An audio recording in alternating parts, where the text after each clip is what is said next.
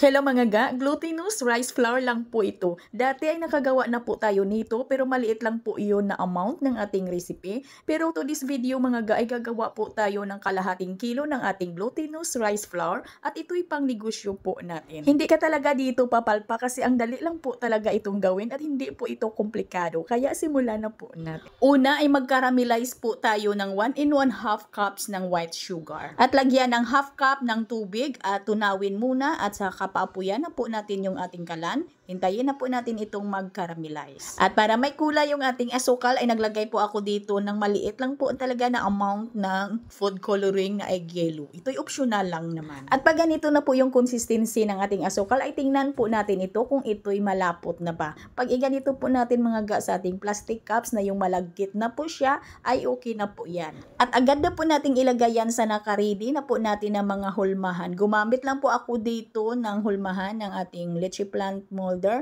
ay maliit lang po ito. At depende na ho yan sa inyo kung ano na sizes yung molder na gagamitin po ninyo. Basta wag lang po yung plastic na yung like yung photo molder po natin kasi ay baka matunaw din ho yun. Mainit kasi yung ating asukal. At pagkatapos nito mga ga ay isit aside lang muna natin ito ay palamigin lang muna. Dito naman tayo sa ating mixture. So dito meron po akong 500 grams ng glutinous rice flour at nabili ko lang po ito sa 59 pesos. At sukatin po natin ito mga ga by cups para malaman po natin kung ilang cups po yung ating 500 grams na glutinous rice flour.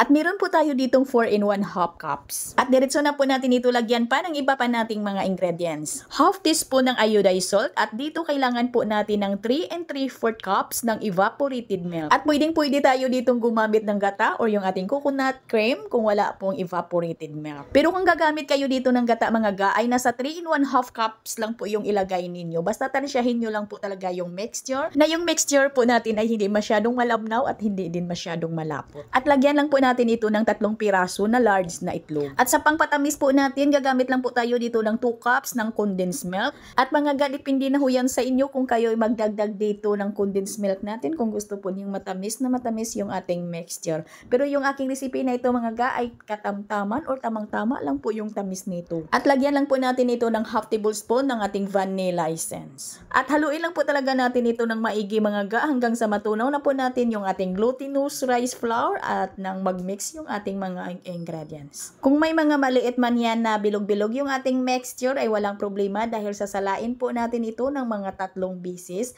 para maging kinis na kinis talaga yung ating mixture.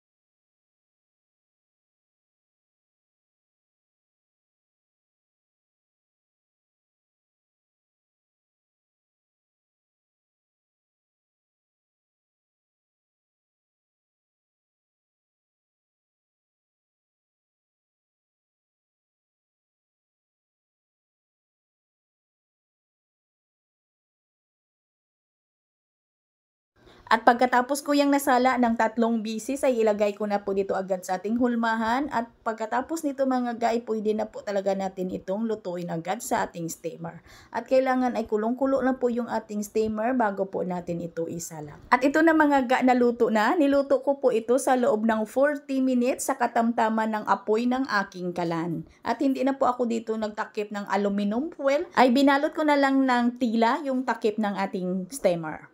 At kailangan mga ga ay malamig na po ito bago po natin ito kuhanin sa kanyang hulmahan. At gumamit lang po ako dito ng 3 ounce ng cupcake liner para po sa pangsapin po natin. At dinubli ko lang ho yan yung aking cupcake liner. Yung isang hulmahan po natin medyo makapal ho yan pero ito ay manipis lang po ito.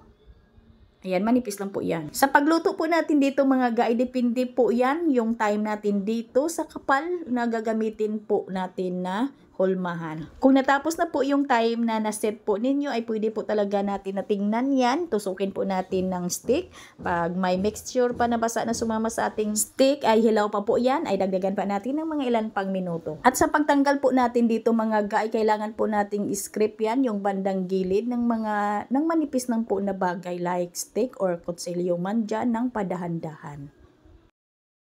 At yung bintahan ko po dito mga ga sa makapal natin na molder ay 35 pesos. At yung manipis naman natin na molder is 15 pesos. Mga ga, kayo'y mag-costing lang bago kayo magbinta. Kasi yung bintahan po natin dito ay kakadepende yan sa gagamitin po natin na molder. Basta sinisigurado ko po sa inyo na may tutubuin at malaki yung tutubuin po natin dito. At mabinta po ito ha kasi ang sarap po nito mga ga. At yung aking cupcake liner ay tatanggal ho yan. Hindi yan didikit. At hanggang dito lang po yung ating video. Sana may natutunan. Magkita-kita po tayong muli. Ito pong muling inyong kainday. Maraming salamat at bye-bye.